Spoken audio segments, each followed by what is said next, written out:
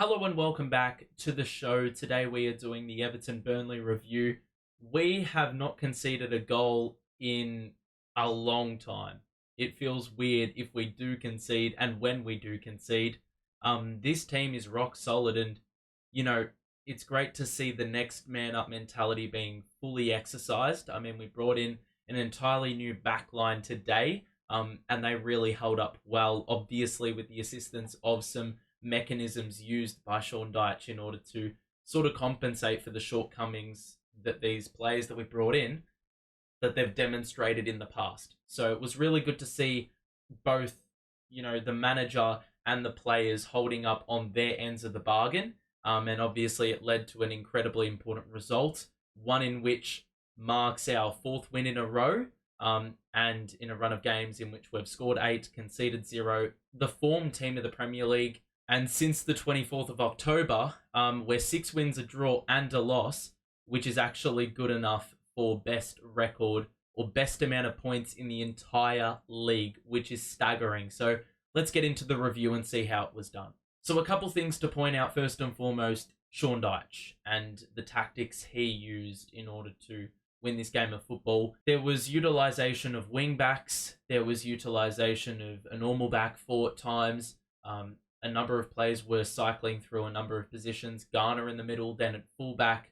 He played that role late last year. Jack Harrison doing the same thing, playing a bit more centrally and then out wide. And Dwight McNeil was also given the license to freely roam. And I think that sort of versatility that these wingers can provide, or centre midfielders, it really does a lot for a team that is very much short-handed in the midfield department. And obviously with the absences today and the, Seamus Coleman obviously being out prior to today as well, we needed a little bit of creativity in that regard. And it was good to see those guys being used effectively, and they did a great job.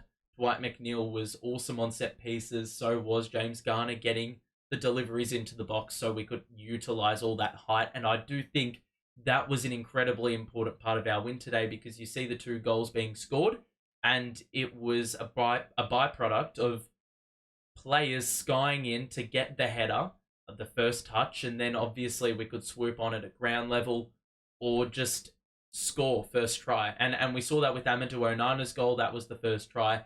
And then we saw it a little bit of a longer process with Michael Keane's goal. James Tarkowski wins the header. It drops fortuitously. Michael Keane's in the way, and then it rebounds, ricochets perfectly towards him, so he's there for the rebound. So those 2 players that scored the goal today, they were probably the 2 best players on the pitch for me. I'm going to give player of the game to Amadou Onana. We'll look at his first half numbers first. 27 touches, 4-5 aerial duels, 1, which really highlights that sort of advantage he had over the centre midfielders, and that's the advantage he has over a lot of midfielders purely because of his height and the length that he possesses. 4 ball recoveries as well, 3 of 4 ground duels, 1, and 2 of 2 tackles, 1. So there were some vital deflections and recoveries in there, which was incredibly important. There were a few times Burnley broke us down, and those stats don't really indicate what was going on in the second half, because we did start to break down a little bit, but by the game's end, he had a pretty impressive stat line of 45 touches, 26 of 30 passes completed, 6 of 8 aerial duels, 1, 5 of 6 ground duels, 1, 4 ball recoveries, 3 clearances, and 2 of 2 tackles, 1, of course, with the goal included in there. But you can see he did a little bit of everything. He covered the ground incredibly well. He was able to break things down in the central midfield area, and then, allow us to bring the ball forward. Especially in the first half, there was a lot of freedom in that regard, because Burnley weren't doing a great job of closing things off. We were able to advance the play, considerably more than usual, with Burnley being a little bit less skilled personnel sort of team. So, he took full advantage, and I think you needed to sort of control the game as much as you could, especially when we're a team that lacks possession, and that's by choice. We need to really capitalize on those counterattacks, and players like Amadou Onana, with those clearances, with those ball recoveries, he's helping start the chain and we were able to see the benefits of that in the first half, even though the goals didn't come from open play. But I think the main area we need to really focus on, especially in the second half, is the backline. And I thought Branthwaite going down and out, Mykolenko leaving, I thought that there was going to be a little bit of a lack of composure and a little bit more flaw in what we were doing coming out of our defensive third. But Michael Keane, Ben Godfrey had a vital touch at the end of the first half, which somehow did not go in, but he did a great job of directing it out of play. Nathan Patterson did get beaten at times, but that being said, Burnley's main threat was the guy that Nathan Patterson was on. So I think he did a pretty good job, all things considered. Amadou Onana was doing a good job of getting back and helping Patterson out alongside Tarkowski and Michael Keane and those sort of guys. There was a good collective effort in the second half to just really ice the game. Nathan Patterson at times, did look vulnerable, but I do think that for the most part, these are the experiences that he requires in order to get better, and I think he did a pretty good job for the most part. Obviously, a clean sheet. And then you talk about Michael Keane. He had a great game. He actually had a superb game, and I think a lot of people are coming to realize that he was incredibly important. He did a 57 touches. He was number one for clearances, successful passes, shots, and touches in the opposition box, which was very, very interesting to look at as a stat, because he's a defender. But I do think there was a quote on Twitter which really sums up how good he is when it comes to his attacking craft. Michael Keane shows more composure as a forward than he does as a defender, and more composure as a forward than some of the forwards he's played with at Everton. And I do think that is incredibly true. You look at the Palace goal a couple of years ago, the Spurs goal last year, you look at the goal this year. I mean, it was perfectly placed into the bottom right-hand corner off the rebound. He didn't seem too phased, didn't seem too panicked, let the moment get to his head, and he converted truly. But, I think the defensive stuff was really, really good to see today, because he's usually prone to having one of those really dodgy errors that really make you want to smash your television. But luckily it was a good Keane performance today, because we never ever even got close to that sort of treatment of him. Like, we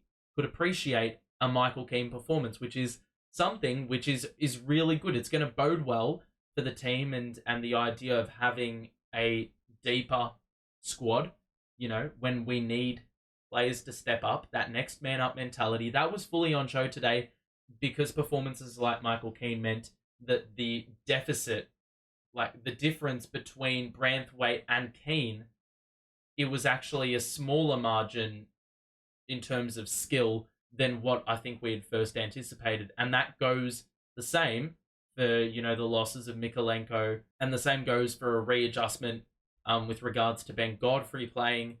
So a very unique sort of game today, the way we went about it, because Dyche doesn't usually do a mass change. He doesn't really like to reshuffle the magnets and be too expansive with what he does. I mean, last year at the end of the year would have proven that, when we were under threat and needed contributions and a bit of stability. And so we needed to draw upon things in an unorthodox fashion. But this season it's been a little bit different. It was good to see, though, that we are a little bit more malleable in the fact that we were versatile, where players were playing different positions, shuffling every 5 to 10 minutes, keeping the Burnley team guessing.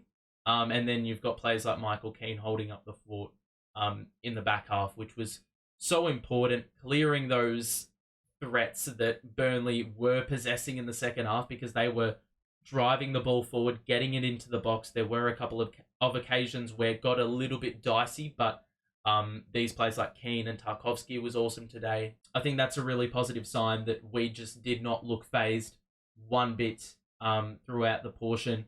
First half was about getting that lead. Second half was about getting that management right, and I think we did that superbly well. We attacked when we needed to. There was an opportunity in the second half where we could have made it 3-0, but unfortunately, they can't all go down. That being said, we were clinical with those set pieces, and that's been a theme of our game in recent weeks. being opportunistic and taking those opportunities, capitalizing on them. We've come so far from those first 4 games of the season where our XG was through the roof and there weren't goals to show for it. Now I don't think people are too cut about us using the XG stat because it sort of tells a story about how we've developed. Now the XG is lining up with, or we're exceeding what the XG would indicate. We're actually producing more output than the models suggest. So that would indicate that we are being a very clinical football side. And that is, I mean, I did not think at the start of the season I would be saying that. And I don't think I could have anticipated such a turnaround as quickly. I think that was just another good team performance. It doesn't really matter how you do it. Just get the job done. Get into the stadium, get the job done, go back to your home turf, and you can get the job done over there as well. We've got Fulham next. It's going to be a ripper of a game. I'm actually going to do a match review for it because it is an important game. It's going to be a quarterfinal appearance in the League Cup. We win that, and we advance to the semi-finals. I believe those are at Wembley. Who would have thought that Everton would be playing in some really important fixtures at this time of year? I for sure could have not foreseen it, but it's awesome to see, and it's awesome to talk about this football club in a positive light because for so many games we were talking about what they weren't doing and where the wins were going to come from. We didn't know. Now it's a complete turnaround. It's a complete evolution, and Diet just really led the way. It's awesome to see. And I can get behind this team fully now. I have a lot of faith in the team, and we've got a tough run of games after the Fulham game. The schedule is unrelenting, but I do have faith. I've said it for weeks on end. I do have faith in this team to get the job done purely because we've had this sustained run of form that has never faltered one bit. You know, there's never been a dip in form. There's never been a dip in intensity. The work rate's always been there. The heart and passion have always been there. And now the results are producing, and obviously that leads to a happy fan base. And now the discourse around the club is a lot more positive. So it's great to be talking about this football club. That being said, I'm done here. We will see you for a post-game review after the League Cup quarters. Thanks for tuning in. We'll see you soon. Bye for now.